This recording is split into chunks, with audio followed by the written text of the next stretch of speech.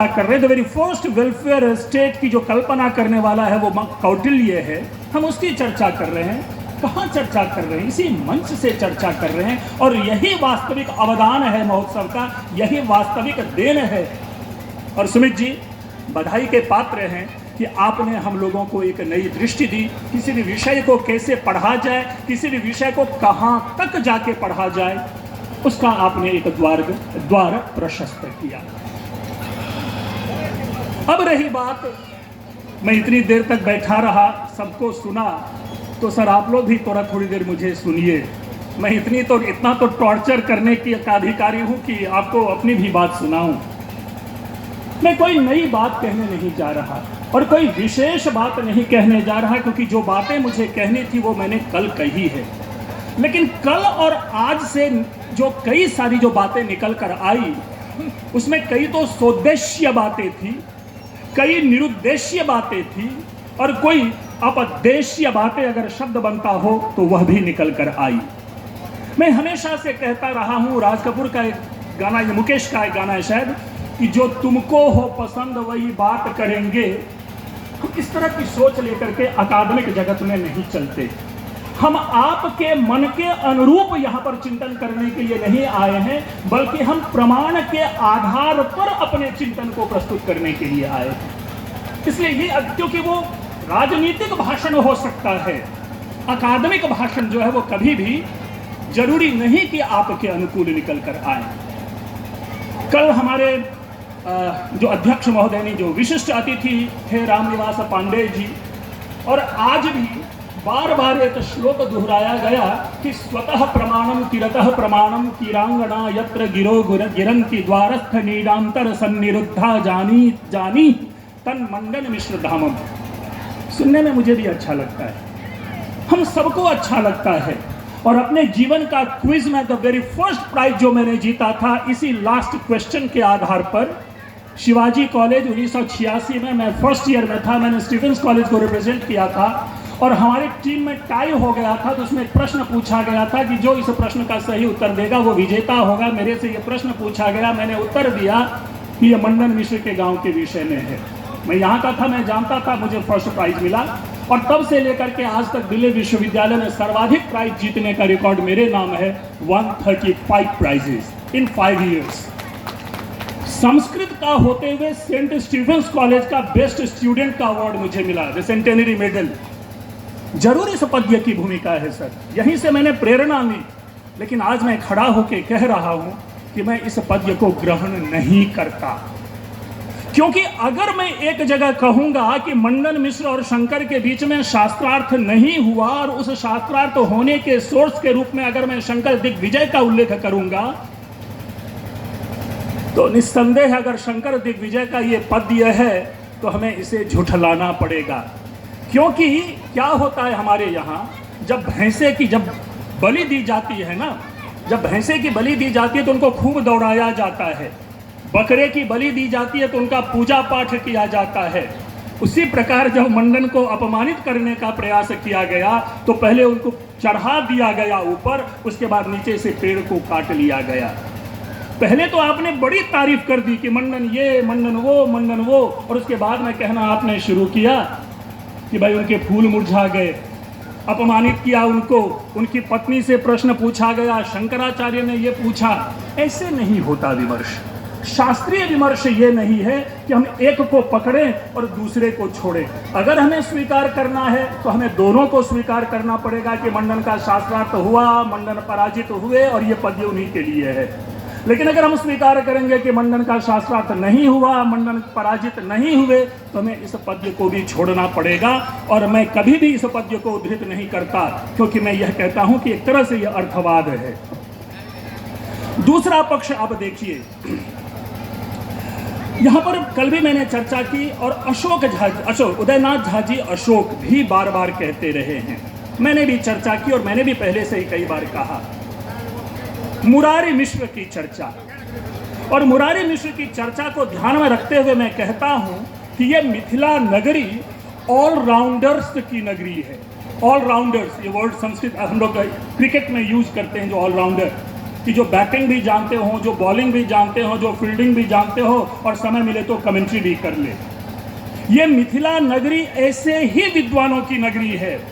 शंकराचार्य केवल अद्वैत वेदांत के विद्वान थे। और एक चीज बता दूं कि उनकी प्रसिद्धि किसी मौलिक ग्रंथ की रचना को लेकर के नहीं है। आप लोग बार बार कहूं कि आप उनकी जितनी भी पूजा कर ले, लेकिन मैं ये कहूंगा, भवनाथ झा जी बताएंगे, मौलिक ग्रंथों की रचना उन्होंने एक भी नहीं की है। जो की है वो स्तुति परक हो सकते हैं, लेकिन जो दर्शन परक है, उन्होंने उपनिषद के ऊपर में भाष्य लिखा, कमेंट्री लिखी, यानी उनके पास मानदंड पहले से ही तय है, उन पर वे अपना विचार प्रस्तुत करेंगे।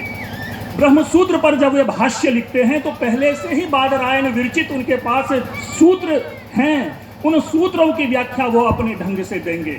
लेकिन मंडन मिश्र जी को देखिए, वे ब्रह्म सिद्धि लिखते हैं जिसमें ना तो उपनिषद के ऊपर भाष्य है, ना सूत्रों के ऊपर में टीका है।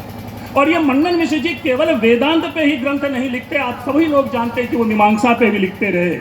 लेकिन हम सभी ने ये नहीं जाना कि जो दो चार एंशिएंट लिंग्विस्ट की जब चर्चा होती है, जब भाषा वैज्ञानिकों की चर्चा होती है, जब भारतीय भाषा वैज्ञानिकों की चर्चा होती है, जिस चर्चा का सूत्रपात हम यास्क से पाते हैं, उन्हीं कड़ी के एक महाविद्वान थे मंडन मिश्र। और अपने भाषा वैज्ञानिक ज्ञान का प्रदर्शन व्याकरण दर्शन के माध्यम से उन्होंने स्फोट सिद्धि में किया। और इस दृष्टि से आप देखें, हम सब लोग मानते हैं और कहते हैं, तो देखिए ये ऑलराउंडर हुए कि नहीं, मीमांसक, भाषा वैज्ञानिक और अद्वैत वेदांती। एक ही व्यक्ति में इतने सारे विषयों का ज्ञान है। वाचस्पति मिश्र को लीजिए, सर्वशास्त्र विशारद उन्हें कहा जाता है। भारत का कोई भी ऐसा विद्वान नहीं है जिनके लिए यह उपाधि जो है, जिनके लिए यह विशेषण है या जिनके लिए यह विशेषता प्रकट की गई हो। सर्वतंत्र स्वतंत्र उनको कहा गया, यानी हर विद्या में वो पारंगत थे, ऑलराउंडर हुए। अब जब मैं जिसकी तीसरी चर्चा में करने वाला था, उस मुरारी मिश्र की बात आप लोगों के सामने रख रहा हूं। यह भी शोध का विषय है। महिषी के लोग, क्षमा चाहूंगा मैं गाली नहीं दे रहा, मैं उत्तेजित कर रहा हूं आप लोगों को। महिषी के लोग अज्ञान में जीते हैं, वे शोध में नहीं जीते, वे शोध नहीं करना चाहते। उनकी तारीफ दो लाइन कोई कह दे तो तुरंत वहीं पर आपको मंत्रमुग्ध हो जाते हैं कि भाई मेरा गांव ऐसा। शायद आप लोग नहीं जानते होंगे कि मुरारी मिश्र, जो कि मीमांसा दर्शन के 3 प्रधान मीमांसकों में माने जाते हैं, कुमारिल भट्ट, प्रभाकर और मुरारी, जिन्होंने शबर भाष्य के ऊपर में भाष्य की रचना की, वे इस महिषी के हैं। थे नहीं कह रहा हूं, क्योंकि जो व्यक्ति महान होते हैं वो थे नहीं होते, वो हैं। मुरारी मिश्र महिषी के हैं। और वो मुरारी मिश्र भी कैसे ऑलराउंडर हैं। क्षमा चाहूंगा, एक कहावत है, एक तो बंगाली ऊपर से हकलाने वाला, है ना भाई। एक तो विशुद्ध मीमांसक जो ड्राई होते हैं, सूखे प्रकृति के होते हैं, उनमें रस नहीं होता, और वे साहित्य की रचना कर रहे हैं। वे अनर्घ राघव नामक नाटक की रचना कर रहे हैं। संस्कृत के नाटककारों में 2 के नाम लिए जाते, एक कालिदास और एक भवभूति। भवभूति ने महावीर चरितम और उत्तर रामचरितम की रचना की, कालिदास के विषय में बताने की जरूरत ही नहीं। उस भवभूति के नाटक को चुनौती देने वाला जो व्यक्ति है, उस मिथिला की महिषी और कदाचित महिषी के इसी धाम के रहने वाले मुरारी मिश्र हैं। और मैं एक श्लोक आप लोगों को सुना रहा हूं। मुरारी मिश्र की प्रशंसा में कहा जाता है कि मुरारी पद चिंतायाम भवभूतेस्तुमा कथा। कि अरे भाई, जब तुम मुरारी के पद की चिंता करते हो, यानी मुरारी के अनर्घ राघव नाटक के ऊपर विश्लेषण करते हो, तो फिर भवभूति की क्या चर्चा यहाँ पर? भवभूति की बात करने की ही जरूरत नहीं है। इसीलिए भवभूतिम परित्यज्य, अर्थात भवभूति को छोड़ करके, भवभूति का त्याग करके, मुरारी मुरारी कुरु, मुरारी को अपने गले से लगा लो, अर्थात मुरारी को भवभूति से श्रेष्ठ स्थापित करने का प्रयास किया गया। और उस मुरारी का गांव है महिषी। तब मेरे मन में विमर्श आया। छोड़िए, मैं स्पष्ट कह रहा हूं कि इस बार की यह दुर्दशा देखते हुए अन्य सारे मित्रों की तरह मैं भी यह प्रस्ताव पारित करता हूं कि छोड़िए उग्रतारा सांस्कृतिक महोत्सव। लेकिन आप महिषी वाले प्रण लीजिए कि प्रतिवर्ष 2 दिन का मंडन मुरारी महोत्सव मनाइए। मंडन मुरारी महोत्सव, अनुप्रास अलंकार आ गया।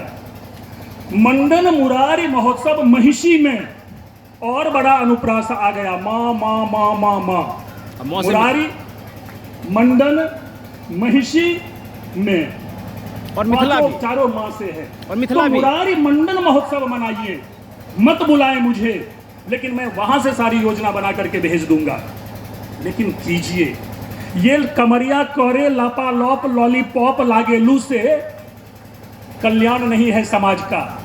ये क्षणिक आनंद देता है, ये 2 घंटे का आनंद देगा, लेकिन जब आप विषय को, जब आप अपने को समझते हैं तो वही परमानंद देता है। और हम अपने को तब समझते हैं जब मुझे ये एहसास होता है कि मैं थोड़ा बहुत जानता हूँ, मैं लोगों से बात कर सकता हूँ। हम लोग ठीक हैं, अब अपनी अधेड़ में चले गए, लेकिन आने वाली जो पीढ़ी है, जिनसे हम अपेक्षा रखते हैं, उनकी उपेक्षा मत कीजिए। उनको समझने की कोशिश कीजिए, उनको समझाने की कोशिश कीजिए। कौन नहीं चाहते आप लोगों में से कि मेरा बेटा डॉक्टर बने, इंजीनियर बने, आईएएस बने, विद्वान बने। चाहत इतनी बड़ी, लेकिन कर्म पीछे से कुर्सियां खाली। दुख का विषय है, मुझे 19,381 रुपए मिले यहां आने के।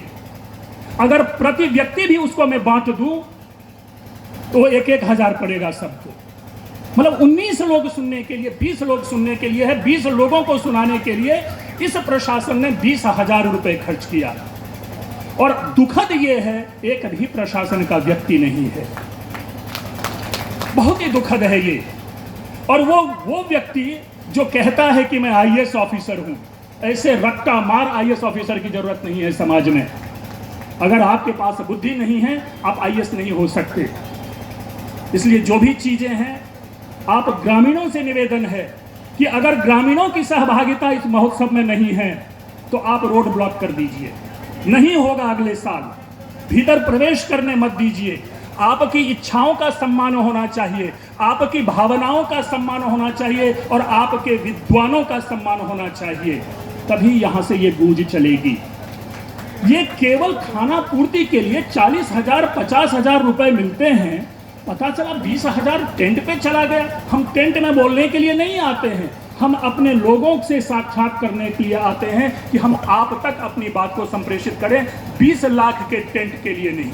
आप इनके लिए भी लंच दीजिए, डब्बा पकड़ा दिया नहीं, इनके लिए भी लंच की व्यवस्था होनी चाहिए थी। कितने खर्च आएंगे भाई? इसी बहाने आएंगे तो लोग। आप योजना बनाइए कि कार्यक्रम को कैसे सफल किया जाता है। केवल खाना पूर्ति के लिए नहीं कि 4 कॉलम बना दिए, 5वें कॉलम में अंगूठे का निशान ले लिए कि विद्वान को हमने इतने रुपए दे दिए। No, it is not that. हम लोग 1 दिन 2 दिन का सेमिनार मनाते हैं। आप आकर के देखें दिल्ली में, ऐसे नहीं कि दिल्ली में भी ऐसे लोग नहीं है, वहां पर भी बहुत सारे लोग होते हैं, लेकिन एक योजना होती है। हर व्यक्ति के पीछे हम छात्र को लगाते हैं। हम लोगों से कोई पूछने तक के लिए नहीं आया कि मैं दिल्ली से यहाँ पहुंचा हूं कि नहीं। रात के 10 बजे मैंने फोन पे डांट लगाई है यहाँ के ऑफिसर को। हमें कोई नहीं पूछने के लिए आया कि मैं कहाँ हूँ, मैं घर होटल पहुंचा कि नहीं पहुंचा, मेरी गाड़ी उतरी कि नहीं उतरी, सर आपको गाड़ी मिली कि नहीं मिली, आप कैसे आए, कोई पूछने वाला नहीं।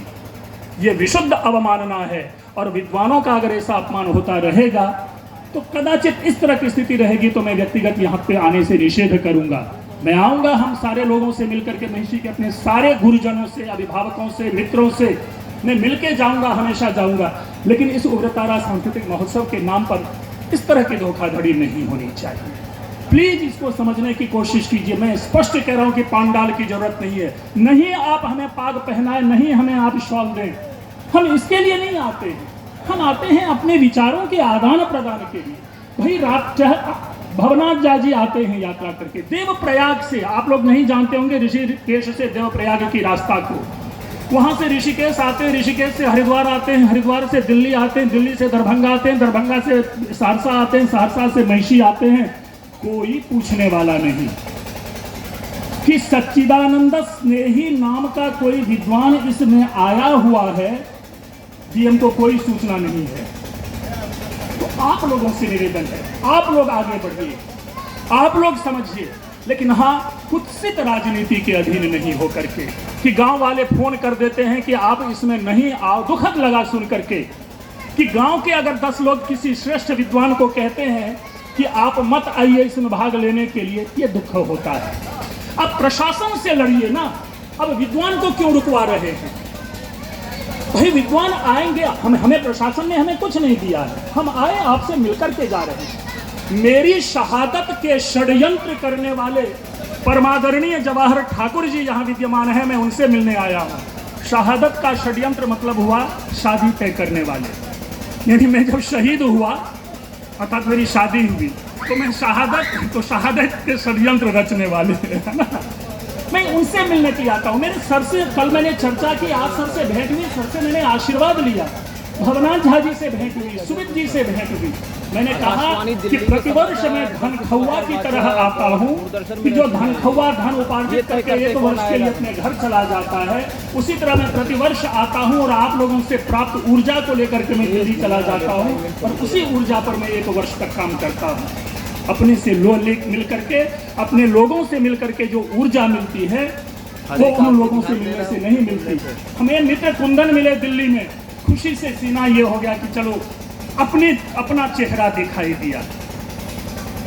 और सबसे बड़ी बात, यद्यपि श्रेय उनको नहीं दिया जाता, श्रेय दिया जाना चाहिए। इस कार्यक्रम को सफल बनाने के पीछे जितना अधिक श्रम और जितनी अधिक बुद्धि हमारे मीडिया कर्मी लगाते हैं, उनको कभी कोई श्रेय नहीं मिला। उनको श्रेय दिया जाना चाहिए, वही आपकी आवाज़ को दूर दूर तक ले जाते हैं। मैं अपने मित्र कुंदन जी, मैं क्या कहूँ, जीजा जी कहूँ या क्या कहूँ, प्रदीप जी, आनंद जी, और चले गए जो जी नहीं हैं चले गए हैं हमारे विजय महापात्रा जी, उन लोगों को सोचिए, यहाँ से जाएंगे, फोटो खींचते हैं, दौड़ करके वो अखबार में देते हैं और इस गांव की प्रसिद्धि पहुँचती है चारों जगह। अरे नहीं, कुछ तो नीतीश कुमार में तक तो जाएगी, फाइलिंग होगी। आप सब लोगों के इस कार्य को सलाम है, सैल्यूट है, ईमानदारी पूर्वक कार्य करते हैं, लेकिन इसमें एक चीज़ और दीजिए और अधिक ईमानदार बनिए। इस महोत्सव का वास्तविक चित्र प्रस्तुत करके कल के रिपोर्टिंग में मत दीजिए, 2 दिन 4 दिन 1 सप्ताह 10 दिन के बाद दीजिए, लेकिन ध्यान आकृष्ट करना आवश्यक है। बताइए कितनी दुखद बात है, अगर आज इस मंच पर बैठे हुए लोगों की देखें तो 1 लाख रुपए के लोग यहाँ बैठे हुए हैं। अभी प्रशासन का जो हमारा मूल्य तय किया गया वो 1 लाख के हम लोग 5 विद्वान हैं। ये चीजें हैं, ध्यान देने की बात है। मैंने महिषी की गरिमा खत्म कर रहा हूँ, इसमें हो गया। अच्छा, ये भी बात करनी है, ओके।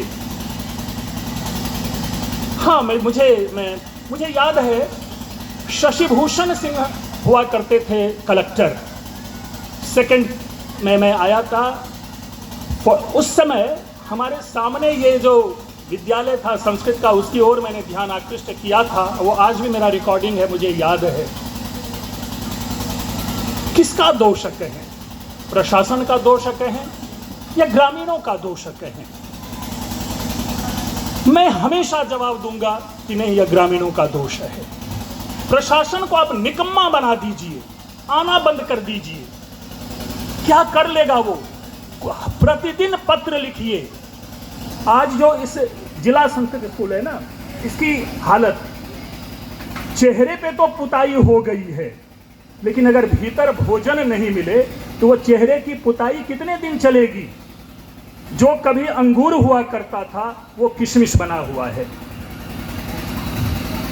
मतलब जो कभी खिला हुआ होता था, जिनमें एक रौनक था, जिसमें एक तेज था, आज शिक्षक के बिना, छात्रों के बिना अपने अस्तित्व के लिए संघर्ष कर रहा है। मैं ग्रामीणों से ही निवेदन कर सकता हूं, प्रशासन को मैं पत्र लिख सकता हूं, क्योंकि निवेदन प्रशासन को करना नहीं है, क्योंकि ये लोग हमारे बनाए हुए छात्र होते हैं, इसलिए उनसे रिक्वेस्ट हम नहीं कर सकते, हम लेटर दे सकते हैं। कल परसों रात जब मैंने डीएम को किया मैसेज और सुरभि को मैसेज किया, तो सुरभि ने हमें कहा कि आप उनसे बात कर लीजिए। मैंने कहा कि आप ये कौन होती है सजेस्ट करने वाली, मुझे, मैं अभी दिखाऊंगा कि आप मुझे कह रही हैं बात करने के लिए। It is not your responsibility, why should I talk to him? And who is he to talk to him. रात के 11 बजे मेरे कमरे में बल्ब लगाने के लिए आया था, जहां मैं ठहरा था उस कमरे में बल्ब नहीं था। तो अगर आप नहीं विरोध करेंगे तो उसका समाधान नहीं होगा। इसीलिए मैं बार बार ग्रामीणों से, और उस ग्रामीणों के बीच में मैं भी आप ही का ग्रामीण हूं, कर्म की दृष्टि से, ज्ञान की दृष्टि से, जन्म की दृष्टि से तो चैनपुर का रहने वाला हूं, लेकिन आप लोगों को यह करना पड़ेगा। प्रशासन सदैव निकम्मा होता है, जब तक संघर्ष नहीं होगा तब तक प्रतिफल नहीं मिलेगा। आनंद जी ने मुझे कहा यह बोलने के लिए, लेकिन मैं किसके आगे बोलूं? जिनको सुनाना है वो तो है नहीं सुनने वाले। तो इसीलिए ये मैं सुना रहा हूं आप लोगों को कि आप लोगों को ये बात करनी चाहिए। ये दुखद है कि जहां पर शिक्षा उपेक्षित है वहां पर केवल अंधकार ही अंधकार होता है। और मैं नहीं चाहता कि अपने इस जीवन में महिषी में मैं अंधकार देखूं, और उस अंधकार में उजाला भरने के लिए आप ग्रामीणों का दायित्व है। पत्र लिखें, संवाद करें, विरोध करें, प्रदर्शन करें। इस स्कूल का भी भविष्य अच्छा होगा, गांव का तो भविष्य अच्छा है ही। तो वही मैंने कहा कि मैं कुछ प्रशासनिक और सबकी बात करूंगा, और जो रही मैंने बातें की, मैं हमेशा से, जैसा मैंने कल भी कहा और आज भी कहा, कि आप लोग बुलाएं ना बुलाएं, मैं आऊं या ना आऊं, लेकिन मंडन मेरे हृदय में है। और मंडन का जो अवदान है, उस अवदान को मैं अपने दिमाग में लेकर के चलता हूं। मेरा एक आर्टिकल पब्लिश हो रहा है ICPR के जर्नल में, जो केवल मंडन के ही शब्द और स्फोट सिद्धि पर है। आएगा तो मैं किसी मित्र से शेयर कर दूंगा। लगभग वो 6,500-7,500 शब्दों में है, अप्रॉक्सीमेटली 20 पेजेस में है वो। क्यों मैं लिखूंगा मंडन के ऊपर? मैं तो कालिदास को लिख सकता हूं, मैं न्याय और वैशेषिक का मैं विशेषज्ञ हूं, इंडियन फिलॉसफी में हूं। मैं क्यों? मंडन ने मुझे क्या दिया है? कुछ नहीं दिया है। लेकिन हाँ, जब मैंने मंडन को पढ़ा तो मुझे लगा कि मंडन की उपेक्षा हुई है। मैं ये नहीं कह रहा हूं कि हो रहा है, क्योंकि मैं जहाँ भी जाता हूँ सिलेबस में, चूँकि मैं दिल्ली यूनिवर्सिटी के सिलेबस कमेटी का कन्वीनर हूँ, मैंने इंक्लूड करने की कोशिश की है। मैंने एक छोटा सा हिस्सा देने का प्रयास किया है। मैंने मंडन के नाम से लोगों को परिचित करने का प्रयास किया है। हमारे अपने ही सुपौल के रंजीत कुमार मिश्र जी हैं, आप लोग जानते होंगे, जो कांग्रेस के प्रवक्ता हैं, हंसराज कॉलेज में लेक्चरर हैं, मेरा छात्र है।